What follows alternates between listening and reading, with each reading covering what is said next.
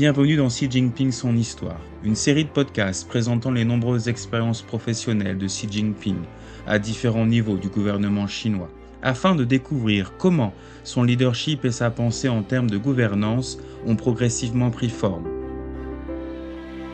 Épisode 6, le fer de lance de l'innovation.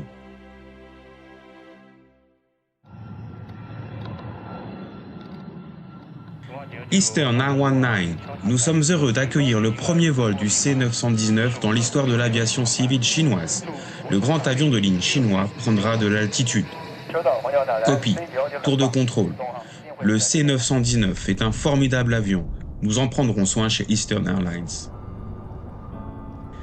À 11h59, le 9 décembre 2022, l'avion C919 décolle de l'aéroport international de Shanghai Pudong et atterrit en douceur à l'aéroport international de Shanghai Hongqiao. Après la cérémonie du Water Salute, le plus grand hommage dans l'aviation civile, l'avion est officiellement livré à China Eastern Airlines, son premier opérateur mondial. Après un travail acharné sur plusieurs générations, l'industrie de l'aviation civile chinoise a accueilli le premier avion de ligne à fuselage central développé par le pays. Monsieur Xi a rapidement adressé ses félicitations et a encouragé l'équipe chargée du projet à poursuivre ses efforts pour réaliser de plus grandes percées dans le domaine des technologies de base. Xi Jinping se préoccupe depuis longtemps des goulots d'étranglement dans les technologies de base des domaines clés. Il a fait remarquer à de nombreuses reprises que les efforts et les ressources devaient être concentrés sur la recherche et le développement de pointe, afin d'atteindre la puissance et l'autonomie dans les domaines clés. L'attention et le soutien qu'il a accordé à la recherche et développement indépendante dans l'aviation civile chinoise au fil des années témoignent de son engagement. En 2007, alors que Xi Jinping est secrétaire du comité du PCC pour la municipalité de Shanghai, le premier avion de ligne régional chinois ARJ-21, dont les droits de propriété intellectuelle sont totalement indépendants, entre dans la phase critique d'assemblage. Il s'agit de l'un des projets d'innovation de niveau national. Monsieur Xi se rend à l'usine de fabrication d'avions de Shanghai pour manifester son soutien à l'équipe du projet ARJ-21. Il avait alors déclaré: ce projet bénéficie de la confiance de notre pays et de notre peuple et représente une étape historique dans le développement de l'industrie aéronautique civile chinoise. La confiance de Xi Jinping a grandement stimulé le moral de l'équipe. Auparavant, la Chine avait déjà passé des décennies dans la recherche et la construction de son propre avion civil, ponctué d'échecs et de revers fréquents. La lumière pouvait enfin apparaître au bout du tunnel.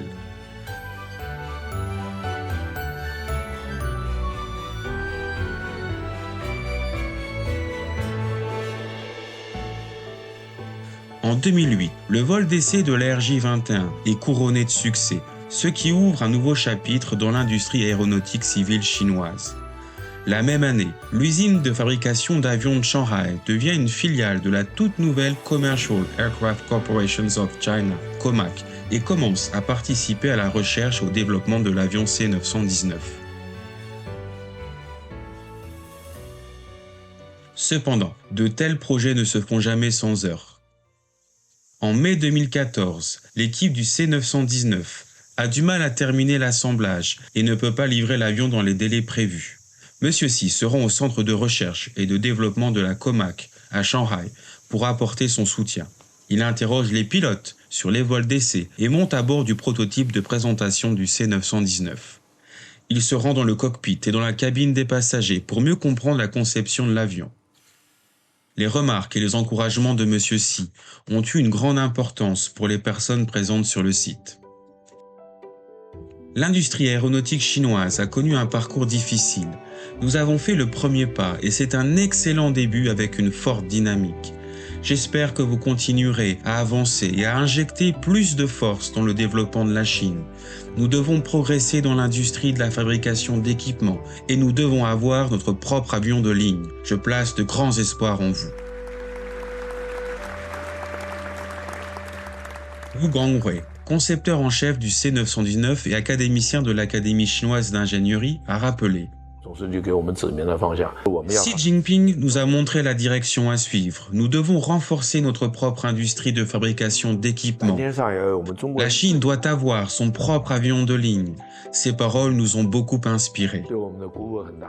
Il aura fallu 15 ans pour que l'avion domestique C919 passe de la phase de son développement en 2007 à la réussite de son premier vol en 2017 et enfin à la délivrance de la certification de type par l'administration de l'aviation civile de Chine en 2022.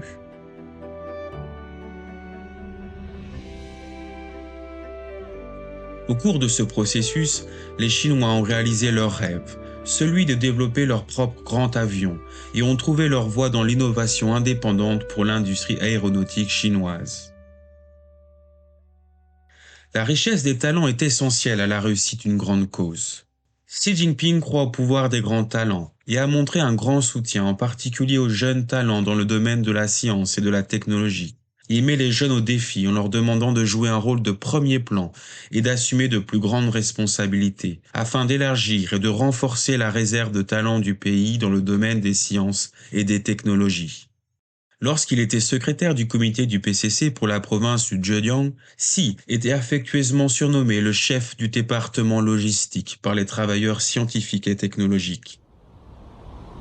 En novembre 2005, Xi Jinping reçoit une lettre du docteur Ding Lieming, titulaire d'un doctorat et tout juste rentré en Chine après avoir travaillé à l'étranger à la tête d'une équipe chargée de développer de nouveaux médicaments contre le cancer du poumon.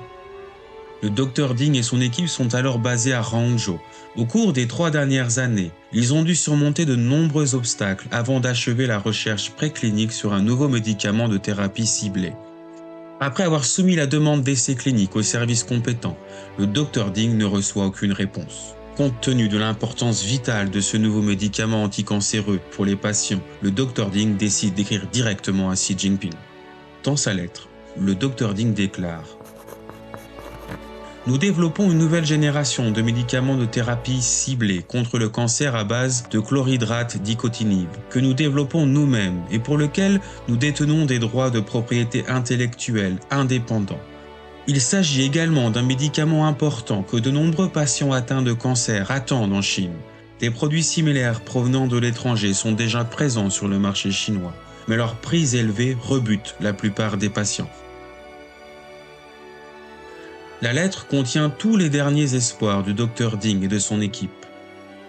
À leur grande surprise, ils reçoivent une réponse de Xi en seulement 5 jours. Après avoir reçu la lettre du docteur Ding, M. Xi donne immédiatement des instructions aux services concernés pour qu'ils accélèrent le processus d'examen du nouveau médicament et qu'ils répondent aux besoins de l'équipe de recherche. 7 mois plus tard, en juin 2006, le nouveau médicament Conmana est approuvé pour les essais cliniques. Il s'agit du premier médicament antitumoral ciblé à petites molécules développé par la Chine elle-même. Conmana est officiellement mis sur le marché en août 2011. Il s'avère plus efficace que ses homologues étrangers et n'est vendu qu'à environ 60% de leur prix. Au fil des années, Xi Jinping n'a cessé de souligner le rôle du talent dans le renforcement de la capacité d'innovation de la Chine. Il a affirmé que le talent est la principale ressource de la croissance et que ceux qui possèdent des talents d'innovation de classe mondiale auront l'avantage de mener l'innovation scientifique et technologique. Il a également déclaré: « La force de la science et de la technologie conduit à la prospérité d'une nation et les grands talents conduisent à la construction d'un pays puissant. »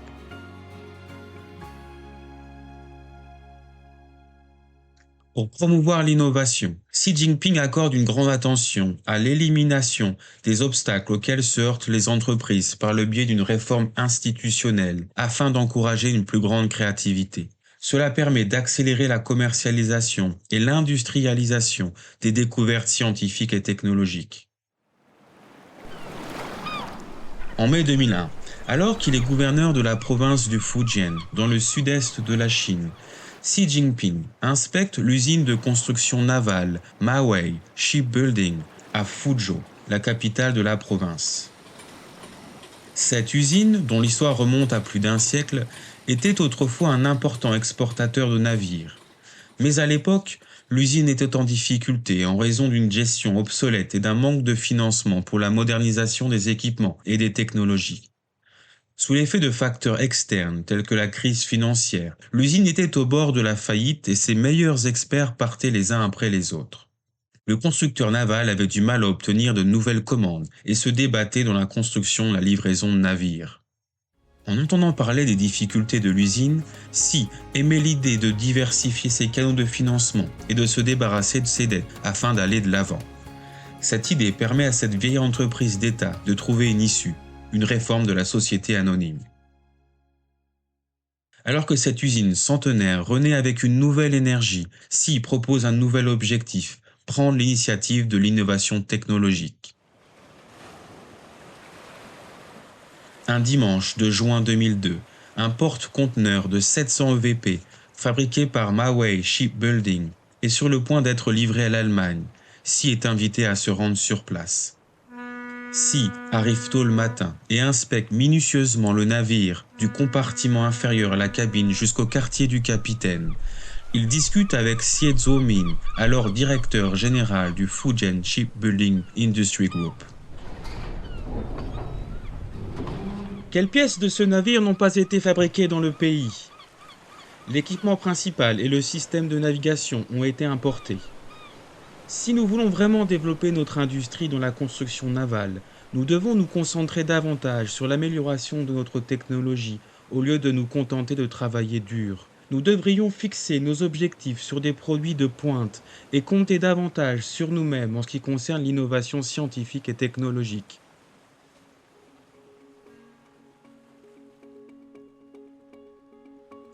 Les remarques de M. Sy ont mis en évidence l'orientation du développement par l'innovation. Lors de l'édition 2006 du salon SMM de Hambourg, en Allemagne, l'un des principaux salons internationaux de l'industrie navale, les porte-conteneurs produits par Maui Shipbuilding ont été considérés comme des produits de référence.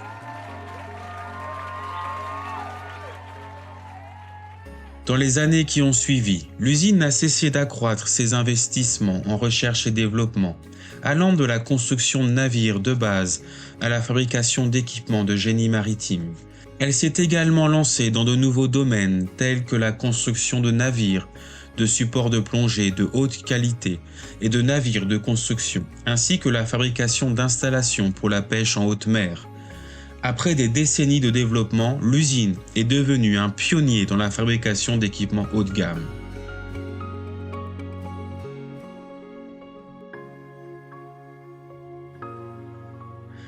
Xi Jinping croit au pouvoir de l'innovation comme principal moteur du développement. Selon lui, innover, c'est se développer, et planifier l'innovation, c'est par conséquent planifier l'avenir. Alors que l'économie chinoise passe d'une expansion rapide à un développement de qualité, Xi Jinping affirme que l'innovation restera au cœur de la modernisation de la Chine.